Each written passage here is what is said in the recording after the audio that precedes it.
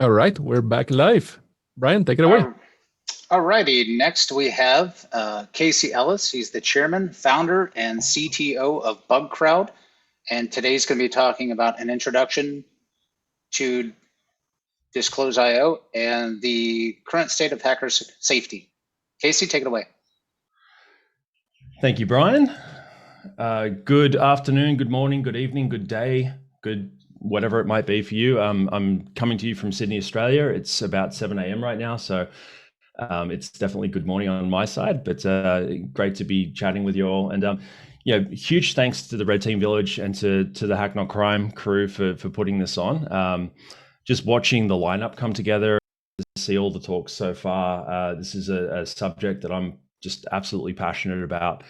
And it's great to see kind of the work being put in to spread the word and get conversation going and have all that sort of thing happen. So thank you so much for having me be a part of that. And thanks for putting it on in the first place. I think it's great. My name is Casey. We've covered that off, some of the details here. I've got the hack persona and the hustle persona.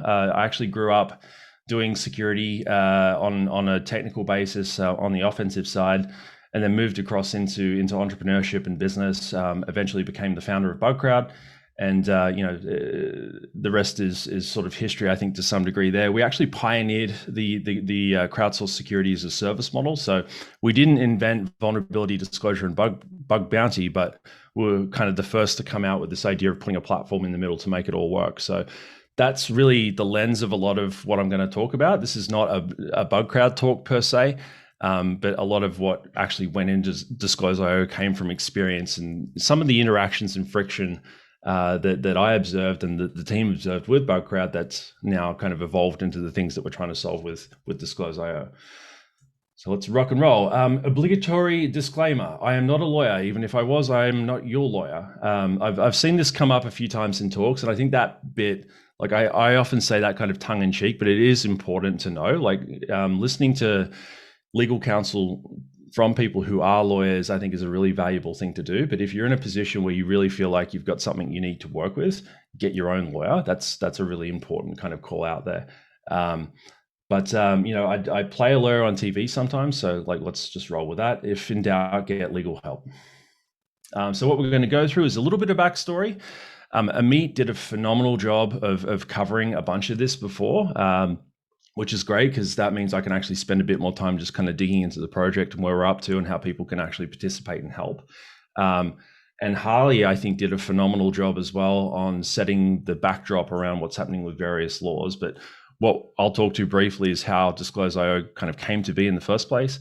What is it? How do I use it? What's new? And then a call to action. I think the thing that I would love out of this talk is for people to kind of understand what we're trying to get done here.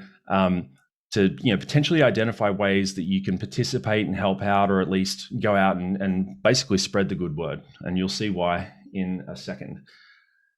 So this is a lot of content to fit into 30 minutes. I'm going to buzz through these slides. This deck is pretty heavy on links, like the different repos, the different things that we've got going on, and all that sort of stuff, like a directory and how to find your way around the project. It'll be up after this on SlideShare. And I'll be on the Discord as well if anyone wants to reach out and chat. So let's go. So problem statement. This is something that I learned as an entrepreneur, done a bunch of fundraising and different things like that. So pitching is kind of my native space when it comes to storytelling. And you always try to start with the problem, right? Excuse me. In this case, really the problem is that from the law's perspective, we're here to talk about hacking is not a crime. The whole reason hacking is not a crime as a thing in the first place is the law thinks that hacking is probably a crime. Like CFAA, the Computer Misuse Act, all of the different laws that exist around the place, they, for the better part, don't really have a kind of an idea of good faith. It's like if you're hacking a computer, you're probably a criminal. So let's just start there. But that obviously creates problems for us that are trying to help out, right? From the organizational standpoint, people that want to actually engage that or receive input from that, the problem that creates for them is I need to create a legal exception for finders and hunters, right? The challenge that creates is that for lawyers, we're talking about still a fairly novel and fairly kind of uncharted area of law just in general. And what lawyers tend to do when they're uncertain about stuff is they basically just write a lot of words. You end up with policies and different things that are put out there that are really long. They're really difficult to read. They're full of legalese. There's all of these different things that honestly, you can't actually fault the lawyers for that much. That's sort of their job to do things completely. But the problem for the hackers is that they're probably not lawyers as they're reading this stuff.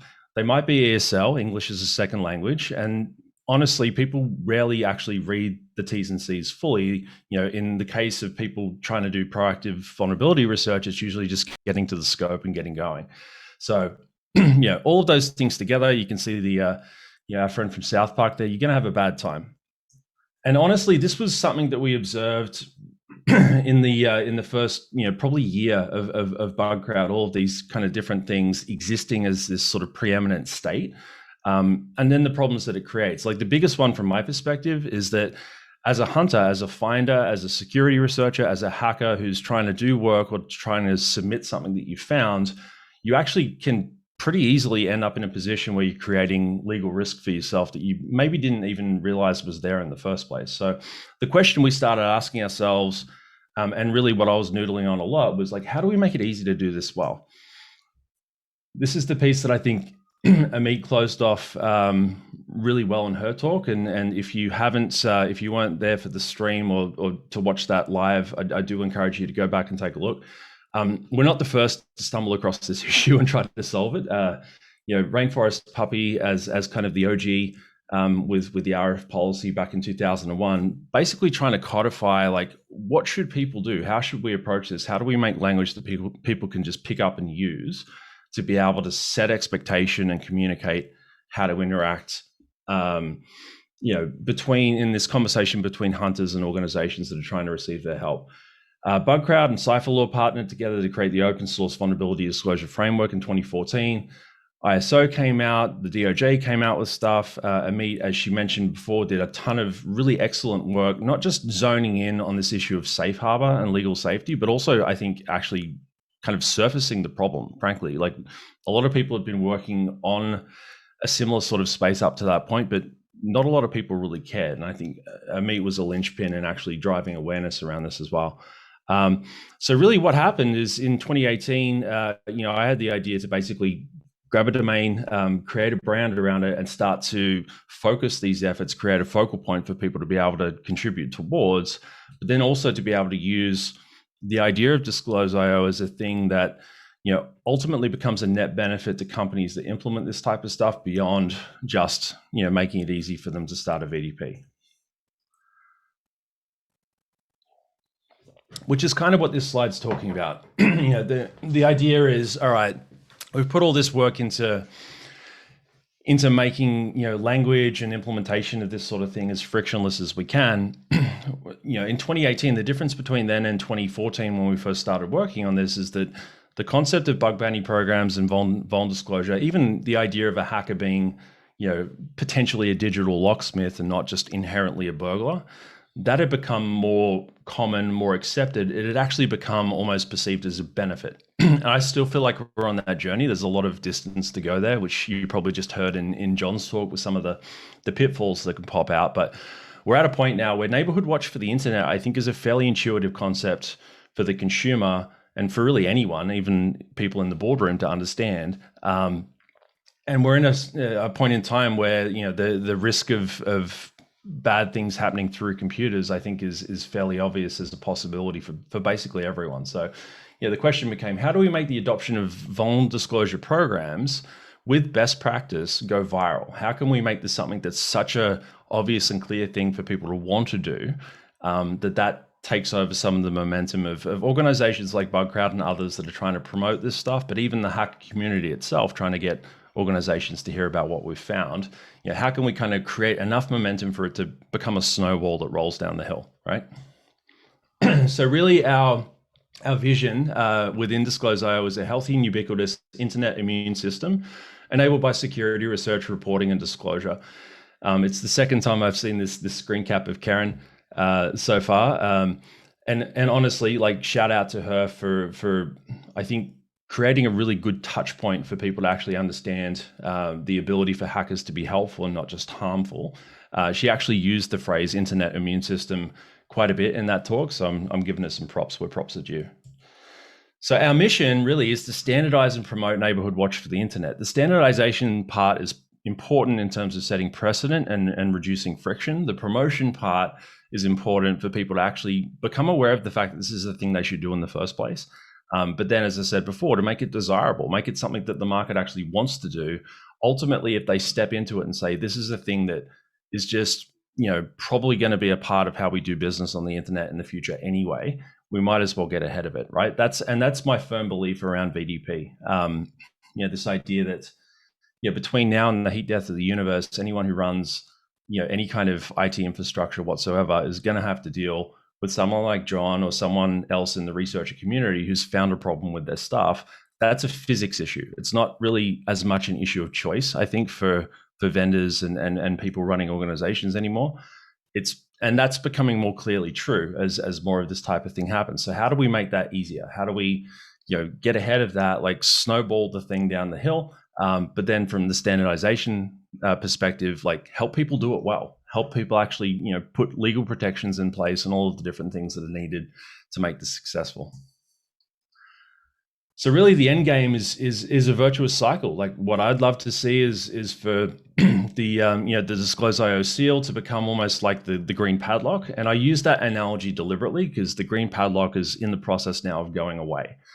I would love to see that happen, for it to get to the point where, we go through this phase where, folks are looking for this type of thing to feel safe on the internet, but then all of a sudden it becomes so standard and so normalized that we don't really need it anymore. We're a long way from that right now, which is a part of the reason for the initiative in the first place.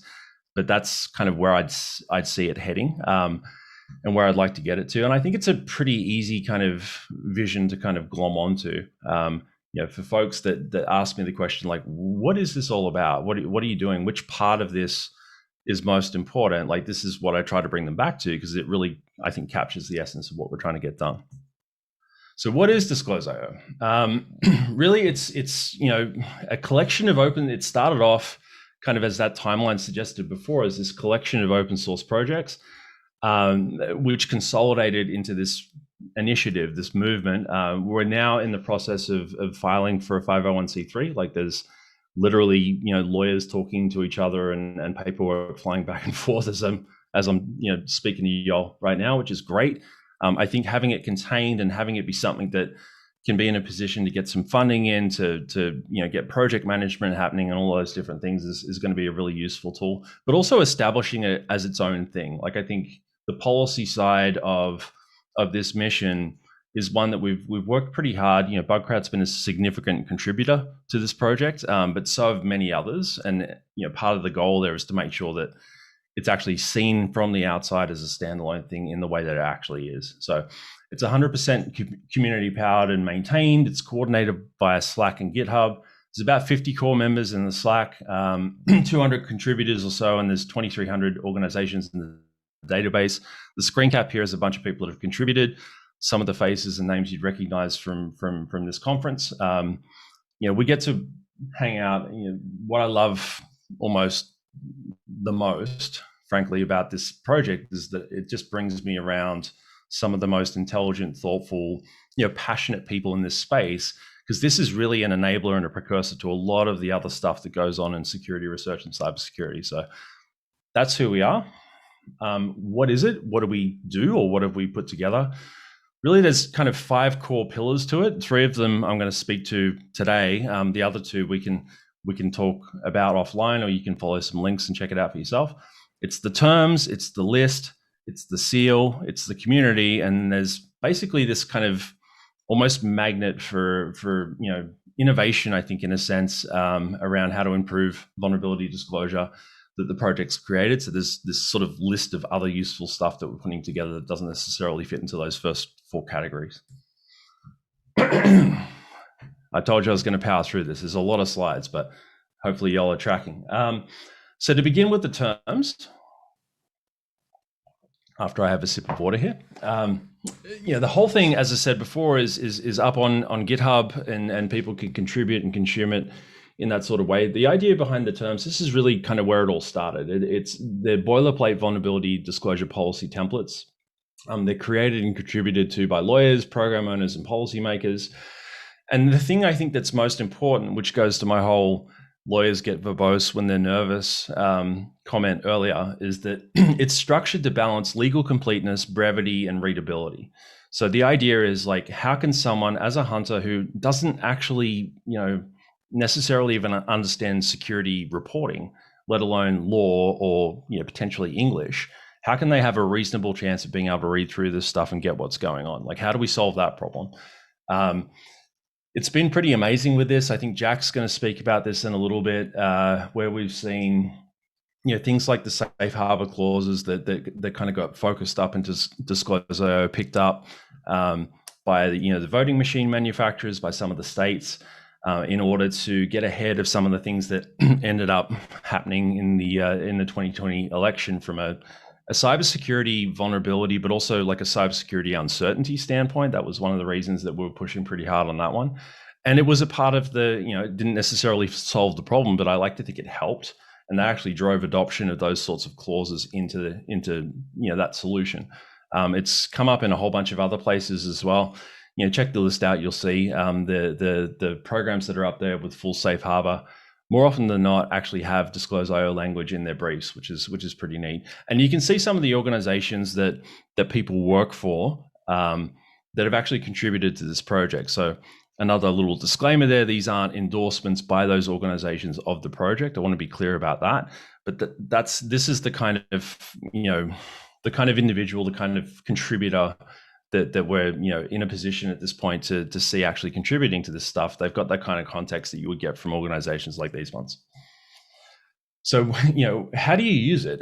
For finders, what the terms do is they provide an easy reference, an easy kind of thing to point to encourage organizations to start a VDP or to adopt safe harbor if they don't already have it. So if you're talking to an organization, some of the stuff that John just talked about around difficulties when you found something, but there isn't a proactive thing established within an organization to receive that information or to even set a policy around where expectations should sit. If that's not there, you can point them to this, and it gives them a really easy starting point. So I think that's a pretty useful tool for finders and hackers. It's recognizable and clearly, I'm kind of laboring this point now, but it can be understood. That's the goal. And safe harbor honestly amounts to less chilling effect. The whole idea of the potential threat of legal repercussions, stymieing security research, or even if something's found incidentally, security reporting, like that's something that we want to just eliminate. And I think that's a good thing. For organizations, it's simple. It makes it easy. This is an otherwise foreign piece of policy creation. So what we're trying to do is to make it more familiar and get people moving, right? It's de-risked by the fact that it's open source and there's consensus around the output. You can actually see that in the repo, the folk that have come in and contributed to it. That makes people that are creating this policy more comfortable with adopting what we've said, because it's not just Casey the Bush lawyer or other people working on their own variations of this. It's actually a team effort. It's useful for copy pasting or as a foundation, right? So let's move on. The list is another piece. So really what this is a community powered vendor agnostic directory of all known VDPs and bug bounty programs, right?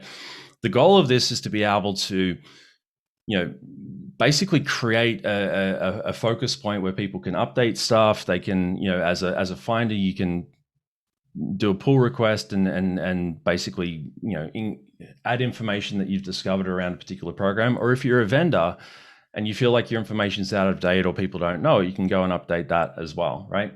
It's all CCA 4.0, so it's open source in that sense. It's done in JSON and CSV for readability and use basically by everyone. So, BugCrowd actually powers its directory off this, and we've seen other people do that too. I think hunters use this quite a lot. We've just added search and some other things. And yeah, that's really the goal. Like, how do we create, this idea of, for finders, the ability for them to find the right contacts for an organization. The search that we've just added, thank you to Andrew who put that together and contributed it. has made that a lot more accessible for users of that particular data set. And we've seen usage increase as a byproduct of that. What it does for finders as well is it helps them feel, it helps them make safe decisions. It's not so much about feeling safe. How do you decide whether the security research that you want to do is safe or not? And again, going back to the disclaimer, like, understand the legal concepts around this, consult a lawyer if you feel like you should. But this is this kind of filter for, who is friendly for me to go off and do some work on, and who's, potentially going to be unfriendly. That's really the goal here. The other thing for finders is it encourages them to think about what's happening on the other side. I think empathy in security research, this is another subject that John touched on a lot, is underrated. We're having fundamentally challenging conversations with organizations when we tell them that there's a broken thing, right? So the whole idea of, fostering that empathy, like seeing people missing from that list or various stages of maturity on that list, actually, I think helps people like look at the overall landscape and not just the vulnerability they might be working with at the time. So for organizations, it's a central point. And I mentioned that before. It's a tool for internal conversation, which I think is really powerful. This idea of, hey, like, here are all these other people that are doing this. Maybe we should too. That's a handy thing to have. And really it does, serve as a single source of truth for vendors to be able to go out and actually establish what their status is when it comes to safe harbor and best practices like CVD. And I'll come back to that in a second because we've just made some improvements there. All right, so now there's the seal. So Amit covered some of this off, so I'll just glance across this. But basically the core concepts within the Disclosure Safe Harbor language is this idea of permission to hack, which we refer to as full safe harbor, and then permission to, or not permission, more a sense of safety around reporting in the first place, which we refer to as partial. So for an organization to go out and say, okay, we're not going to pursue legal action if you stay within these definitions that we have of what constitutes good faith versus bad faith, you can report to us and feel like you're not going to, get a call from lawyers or get your door kicked in or any of that other stuff. That's the starting point. What's even, I think, more powerful for an organization to do is to actually engage what we call full safe harbor, which is the idea of basically going out and declaring that, again, under those same definitions of good faith, you now, as a security researcher, are authorized in light of things like the CFAA, like anti-hacking laws, and there's lots of other ones around the world, but that's the kind of the granddaddy of them that folk talk about. And probably most relevant to this audience as well. You're exempt under any circumvention laws like DMCA. You're exempt from any violations that you might commit against the acceptable usage policy or terms of service. And there's, in there a general acknowledgement of good faith. So the fact that you're kind of saying that, yeah, we get what you're doing. We think it's good. We don't think you're a criminal. We're actually being proactive about saying that as an organization so that you know where you stand. So the seal for finders, it's recognizable. I think if it's not there, finders are going to want to talk to an organization and say, hey, you should do this. This is a thing that's going to help us. It's going to help, your customers, your peers, like the general internet, understand where you stand when it comes to security. Like, you recognize the fact that it's a team sport and that, transparency is a leading indicator of maturity at this point in the markets. That's a good thing for you to do. Plus, as a finder, it's going to help me feel safe, which means I'm going to help you more, right? This whole idea of like transparency turning the security research community from a chilled observer into an active advocate, I think is a really powerful one. And that's what we've seen happen. Like a lot of the the more tenured bug bounty programs and vulnerability disclosure programs, they've got a really positive relationship with the hacker community because they've been saying this for a long time. I actually think that's one of the core reasons for that. So this helps speed that up and it helps make it obvious. For organizations, it's a validated trust mark. It's this idea of, I'm taking part in Neighborhood Watch for the internet. This is a thing that I'm doing. That leads to the ability to actually promote that to peers, to customers, to the security research community, which I just mentioned before. And honestly, I think what I get excited about around this concept, like vulnerability research and VDP is one of the rare things in cybersecurity where you can actually explain it to your grandparents and they'll probably get it, right? Like if you talk about EDR or any one of these other like more technical security controls, they're going to get lost fairly quickly. But this idea of neighborhood watch, but for the internet, that's a pretty easy thing to grok. So that translates to greater consumer confidence and actually creates the potential for more sales, more people to actually trust that organization and choose it. I think for security just in general, like we've been sort of waiting for that type of thing for a long time. Actually, Amelie touched on this a little bit in her talk, this idea that traditionally we're an insurance policy. So how do we turn ourselves into a benefit and get all of these other things at the same time? If you put them all together, you can kind of see how this works. Like a company wants to create or update a program. They use the IO terms to help them do that, the disclose IO terms. They update the database. As a result, they're able to use the seal.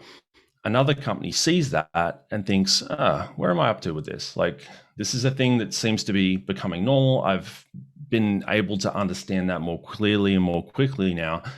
Go to 10. And that's a shout out to all the folk on this stream that cut their teeth on basic like I did. So, all right, let's talk about new stuff real quick. We're going well here. This is good. I was nervous about time, but I think we're going to track all right. And I'm looking forward to chatting on Discord if anyone wants to dig into any of this stuff. So really what disclose IO status is an extension of the full safe harbor and partial safe harbor that I just talked about. Like, how do we create a recognizable ladder towards best practice, acknowledging the fact that most people don't do anything in the first place? That's kind of the status quo, right? So at the very bottom, you've got just this kind of core idea of I've deployed a security.txt and I want to point people to the right place if they've found something.